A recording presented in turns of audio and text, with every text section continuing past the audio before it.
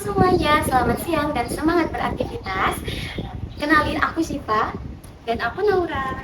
Sekarang kita mau membahas tentang sivitas akademik. Bagi mahasiswa baru seperti kita, sivitas akademik pastinya sangat asing. Oleh karena itu, kita mengundang salah satu narasumber yang akan menjelaskan tentang sivitas akademik. Boleh diperkenalkan diri dulu, kan? Oke, boleh. Nama saya Fatih Nobiansori, saya dari angkatan 2022 teknik komputer. Nah, karena narasumbernya sudah lengkap nih, sekarang kita mau kupas sedikit tentang apa sih sivitas akademik itu. Kalau dari yang aku baca, sivitas akademik itu struktur kampus yang melibatkan dosen, mahasiswa, dan staf lainnya. Betul nggak, Kang? Ya, betul. Nah, langsung ke pertanyaan aja ya, Kang. Aku mau bertanya, apa bedanya siswa dan mahasiswa dan kesulitannya itu apa aja, Kak? Kesulitan. Ya. Dan bedanya siswa dan mahasiswa.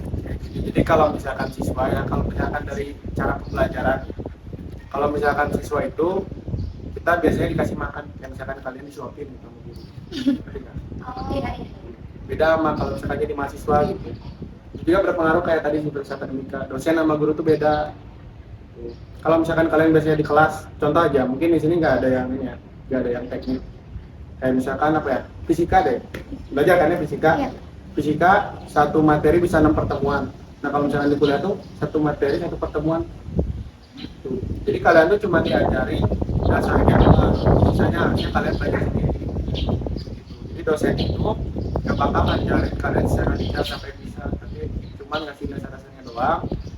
Habis itu kalian harusnya belajar sendiri kayak gitu. Bedanya kayak gitu sih kalau mahasiswa. Jadi ya kalau dibilang lebih berat mungkin apa ya, kalau jadi siswa beratnya tuh mungkin belajarnya, tugasnya gampang. Kalau di mahasiswa belajarnya biasa aja tapi tugasnya berat. Kalau yang saya rasain ya, Kalau kesulitannya, Kak? kesulitan ngatur waktu sih paling sulit. Ngatur waktu, apa ya, ngatur waktu ngerjain tugas kayak gitu, karena mungkin tugas tuh gak apa ya, ada tugas yang gak mungkin sehari selesai atau sejam selesai gitu. Ada aja yang tugas bisa dicicil, jadi harus dicicil ngerjainnya kayak gitu. Mungkin kalau kalian ngerti mah apa ya, kayak artikel gitu, gak mungkin dong sehari jadi artikel, apalagi harus publish gitu. Pasti kalian kerjanya lama dan dikasih deadline pun juga kadang gak sesuai gitu. Kesulitannya lebih double gak sih? Soalnya kan Akang juga punya jabatan sebagai ketua himpunan. Iya, mungkin kalau itu berbeda ketika kalian mau, jadi itu tergantung mahasiswa tuh pilihan masing-masing. Kalian mau ikutan organisasinya itu gimana kalian. Kalau misalkan memang kalian bisa ngatur waktunya silahkan. Jangan sampai kalian apa ya, masuk organisasi tapi yang kuliah di apa, dilupakan. Tapi jangan juga kuliah terus tapi organisasi dilupakan, itu kan berpengaruh ke yang lain. Pokoknya harus seimbang.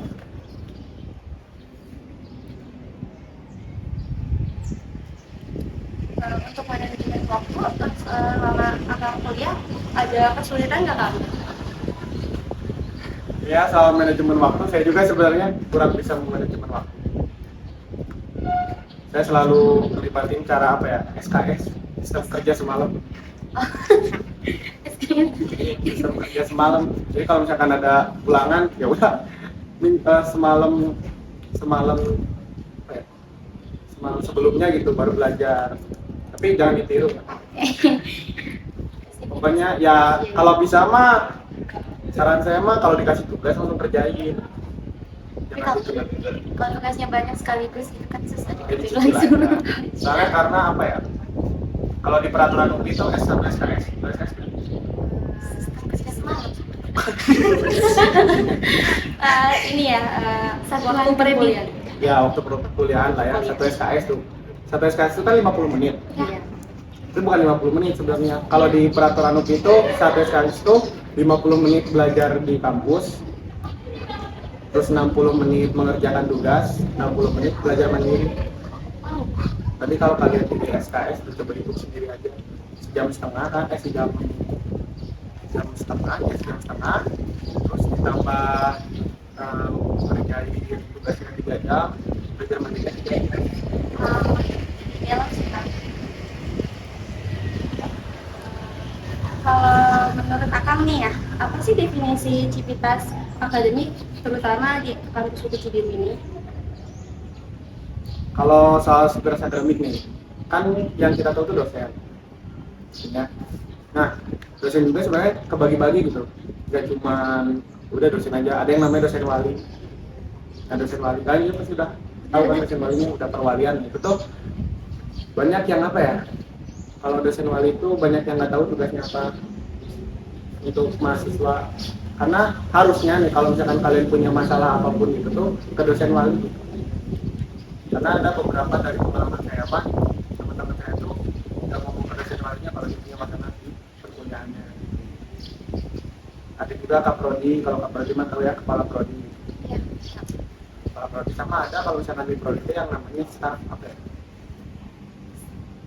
Saya lupa, pokoknya ada staff, jadi nggak cuma dosen, ada satu staff itu yang ngurusin administrasi gitu.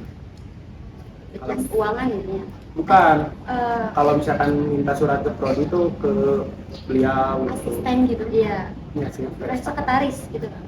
enggak kayak admin gitu lah, staff tiap prodi pasti ada itu. Pokoknya kalau misalkan kalian butuh kayak surat ke prodi itu harus ke beliau dulu gitu. Kalau sisanya dosen-dosen biasa. Kalau misalkan sebenarnya kayak keuangan, terus ada apa ya, akademik, ada arsip, ada wadir. Kalau di Cibiru itu wadir sama direktur. Jadi kalau di Cibiru itu bukan dekan, kan kita secara fakultas.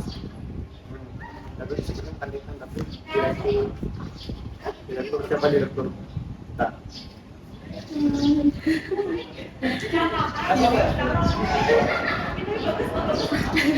Belum tahu Kang. Ini namanya tuh Profesor Dr. Denny Darmawan, MSI, MBCom, MCD. Profesor Denny. Profesor Dr. Denny Darmawan, Profesor Dr. Denny Darmawan ya. MSI, MBCom.Kom Dihafalin.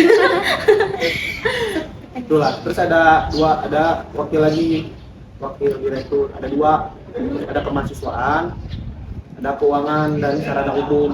Kalau yang kemahasiswaan itu namanya Dr. Yeni Yuniarti, MPD. Bu Yeni. Kalau misalkan yang keuangan dan prasarana itu Dr. Jenuri, Bapak Dr. Jenuri, SAG MPD. Nanti kalau mau kampus ditanya, siapa tahu dapat hadiah. Hadiahnya apa? Nggak tahu, pada hadiah ya. Itulah pokoknya. Harus tahu sih itu mah, wajib tahu. Oh, nggak sama gelarnya? Nggak apa-apa. yang penting tahu nama aja ya. Nah, Oke, next. pertanyaan selanjutnya aja ya.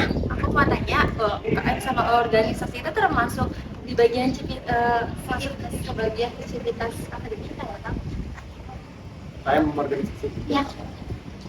Kayaknya kalau misalkan UKM sama organisasi itu bukan Civitas akademik. Bukan harusnya. Banyak. Lebih ke organisasi aja. Kayak OSIS aja, OSIS kan juga organisasi kita sekolah. Jadi normal tuh kayak organisasi kita di kampus.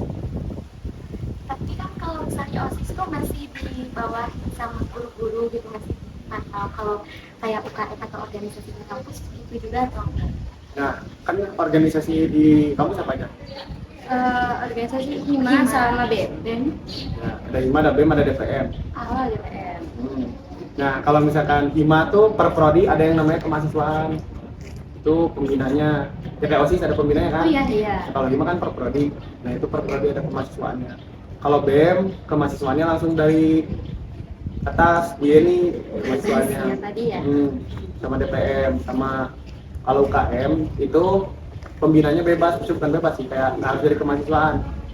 Kayak misalkan seni, dapur seni biru itu pembinanya tuh dosen seni. Jadi pokoknya naungan kampus ini aja gitu. Kalau dibilang kita Termasuk ya. kemarin. Oke, kalau civitas akademik itu termasuk mencakup apa aja ya, Kak? Kayaknya sih kalau aktivitas akademik itu dosen, teknik, sama teknik, Enggak. tenaga pendidikan, mahasiswa, harusnya sih. Ya pokoknya yang ada di kampus aja sih. Warga kampus aja gitu. Ya, kampus. Harusnya sih. Ya, waspadir, keuangan, jumawa, mau sih teman, arsip, ya. Terus akademik, itu kan sih. Belum, kita baru pertama kali loh. Gedung. Gedung baru Yang biru. Enggak. Cuman lewat aja. Pokoknya dosen Pak Kaprodi. Mungkin udah cukup kali ya pertanyaannya ya. Sok udah lumayan banyak juga. Akan juga pastinya kan punya aktivitas lain. Sebelumnya makasih banyak ya buat tangannya udah bantu kita ngerjain tugas. Udah jawab pertanyaan-pertanyaan kita juga. Semoga pertanyaan dari Akan dijawab semua. Jawaban dari Akan dijawab semua pertanyaan kita. Makasih ya buat Akannya. Maaf mengganggu aktivitas kakaknya ya, Kak. Aman-aman, tapi coba ke mau. Iya. Itu ada udah.